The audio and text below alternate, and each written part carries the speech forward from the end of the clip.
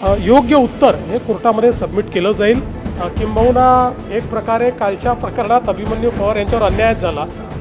अवैध दारू हा एक महत्त्वाचा मुद्दा आहे, त्यांच्याकडे त्यांनी तो प्रश्न देखील माझ्या लक्षात आणून दिला आणि फार प्रमाणांवर FIR का होत नाही मुंबई हायकोर्टाचे सवाल केलेला आहे। मुंबई हायकोर्टाने काय म्हटलेलं आहे मी ऐकलेलं नाही, कारण आपण बघितलं मी आता कार्यक्रमात होतो, पण जे काही कोर्टाने विचारलेलं आहे त्या संदर्भात फार प्रमाणांवर FIR का होत नाही मुंबई हायकोर्टाचे सवाल केलेला आहे। मुंबई हायकोर्टाने काय म्हटलेलं आहे मी ऐकलेलं नाही, कारण आपण बघितलं मी आता कार्यक्रमात होतो, पण जे काही कोर्टाने विचारलेलं आहे त्या संदर्भात योग्य उत्तर हे कोर्टामध्ये सबमिट केलं जाईल। कारण पहिल्या दिवशीपासून सरकारची भूमिका कोणालाही वाचवायचं नाही आहे, जो दोषी असेल त्याच्यावर कारवाई होणार आहे।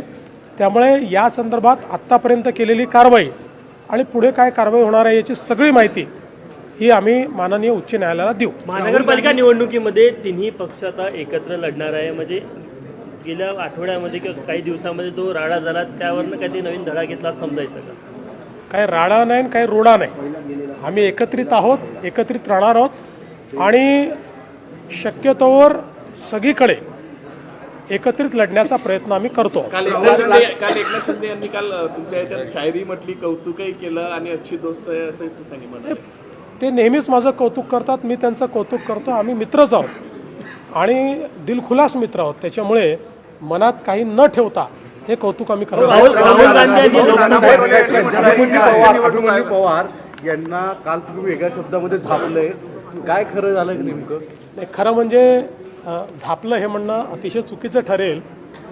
किंबहुना एक प्रकारे कालच्या प्रकरणात अभिमन्यू पवार यांच्यावर अन्याय झाला, कारण ते बोलले वेगळं आणि मी ऐकलं वेगळं। त्याच्यापूर्वी एका प्रकरणामध्ये कोणीतरी पुन्हा लाडकी बहीण योजनेवर प्रश्नचिन्ह उभं केलं होतं, म्हणून मी त्याच्यावर बोललो होतो आणि अभिमन्यू पवार असं म्हणाले की लाडक्या बहिणींची पोरं ही अवैध दारूकडे जात आहेत। माझ्या ऐकण्यात काही वेगळं आलं आणि म्हणून मी त्या ठिकाणी म्हटलं की लाडक्या बहिणींवर तुम्ही आक्षेप घेऊ नका। त्यांनी लाडक्या बहिणींवर आक्षेप घेतला नव्हता, पण दुर्दैवाने ते मी म्हटल्यामुळे सगळ्या चॅनलनी चालवलं, अभिमन्यू पवारला झापलं। मी त्यांना बिलकुल झापलेलं नाही, माझा गैरसमज झाला होता, त्यांनी योग्य मुद्दा मांडला होता आणि विशेषतः महिलांच्या करता अवैध दारू हा एक महत्त्वाचा मुद्दा आहे, त्यांच्याकडे त्यांनी तो प्रश्न देखील माझ्या लक्षात आणून दिला आणि अतिशय कडक कारवाई करायला मी सांगितलं। आर्वीमध्ये ड्रग्जचा साठा सापडलेला आहे, पोलिसांनी कारवाई केली आहे। म्हणजे तिथले स्थानिक आमदार सुमित ठाकरे यांनी पोलिसांवर टीका केली की पोलिसांचं दुर्लक्ष राहतं, त्यामुळे अशा प्रकारे प्रमाण वाढत आहे। सुमित वानखेडे मला देखील येऊन भेटले आणि निश्चितपणे याची अजून सखोल चौकशी करावी लागेल।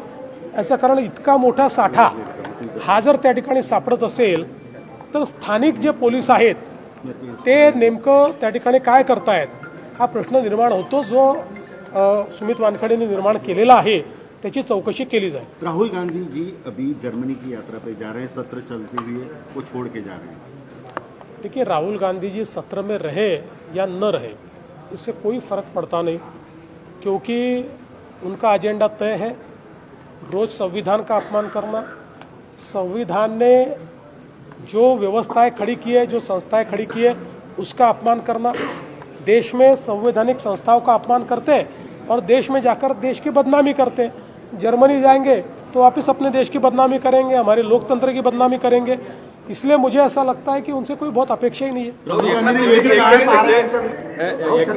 यांच्या अडचणीमध्ये वाढ होण्याची शक्यता आहे। भोसरी जमीन व्यवहार प्रकरणामध्ये त्यांनी दोषातून मुक्तता करावी यासाठी मागणी केली होती, पण तसं झालं नाही। मी अजून त्या संदर्भातला काय निर्णय आला तो बघितलेला नाही आहे, मी पण तुमच्या म्हणजे टिकरच वाचला असं काहीतरी आहे म्हणून, त्यामुळे त्याच्यावर पूर्ण माहिती घेतल्याशिवाय बोलणं योग्य आहे। राहुल गांधी ने ये भी कहा है बिबटचा वावर वाढत आहे, संपूर्ण राज्यात विविध ठिकाणी होत आहे। आज पारडीसारख्या भागात दुसऱ्यांदा बिबट आला आणि सगळ्यात दुर्दैवाची गोष्ट म्हणजे पुरेसे साधन नव्हते वन विभागाच्या कर्मचाऱ्यांकरता सुरक्षेच्या दृष्टीने, आणि सगळ्यात महत्त्वाचं जी गाडी घेऊन जात होती बिबटला ती सुद्धा पडलेली, नंतर दुसऱ्या गाडी शिफ्ट करावं लागते। पहिल्यांदा तर जो काही बिबट आला आणि काही लोक जखमी पण त्याच्यात झाले आहेत, त्या लोकांच्या प्रति आमची संवेदना आहे, त्यांच्यावर उपचार चाललेले आहेत।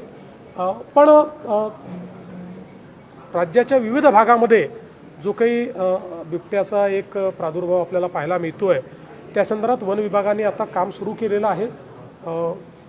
जवळपास मला असं वाटतं 22 बिबटे आत्तापर्यंत पकडलेले आहेत, मोठ्या प्रमाणात ट्रॅप्स लावलेले आहेत आणि आपण रेस्क्यू सेंटरचं काम हाती घेतलं आहे. एकदा हे रेस्क्यू सेंटर तयार झाले की मग बिबट पकडण्याचा वेग आपल्याला वाढवता येईल आणि आज जी काही एक त्यांची संख्या वाढली आणि विशेषतः जो जंगलातला बिबट आहे त्याच्यापेक्षाही जो शेतातच जन्माला आला, जो उसातच जन्माला आला असा जो बिबट आहे हा जास्त शहराकडे येतो आणि म्हणून त्या सगळ्यांना पकडून त्यांना रेस्क्यू सेंटरमध्ये नेणं या दृष्टीनं आता आपण कारवाई करतोय. थोडा कालावधी त्याला लागेल, तोपर्यंत या ज्या काही समस्या येत आहेत त्याच्यावर इफेक्टिव्ह आपण उत्तर शोधतो. भाऊ नाना पटोले बोलले की रवी भवनला मंत्री गरीब खाना समजतात, त्यामुळे तिथे न राहता हॉटेलमध्ये जास्तीत जास्त मंत्री राहणं पसंत करतात.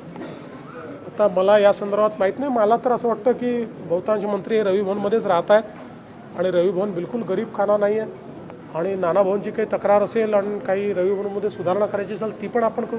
बहुतांश मंत्री हॉटेलमध्ये राहायला यांनी म्हटलं की निवडणूक आयुक्तांना पदापासून दूर केलं पाहिजे, निवडणूक आयुक्तांना पदापासून दूर केलं पाहिजे अशी मागणी नाना पटोले यांनी केली. मला असं वाटतं की असे निवडणूक आयोगाचे काही निर्णय आम्हालाही मान्य नाहीत. मी पण त्याच्यावर टीका केलेली आहे. मलाही वाटतं की निवडणुका पुढे नेणं हे अयोग्य होतं आणि विशेषतः मुंबई हायकोर्टाच्या औरंगाबाद खंडपीठाने अतिशय स्पष्टपणे त्याच्यावर टीका केलेली आहे की निवडणुका पुढे न्यायला नको होत्या. पण ठीक आहे, त्यांनी तो निर्णय घेतला. जे काही बोनाफाईड निर्णय आहेत तेवढ्या निर्णयांकरता त्यांना पदावरनं हटवून द्या अशा पद्धतीची मागणी करणं हे मला असं वाटतं इट इज ओव्हर रिॲक्शन.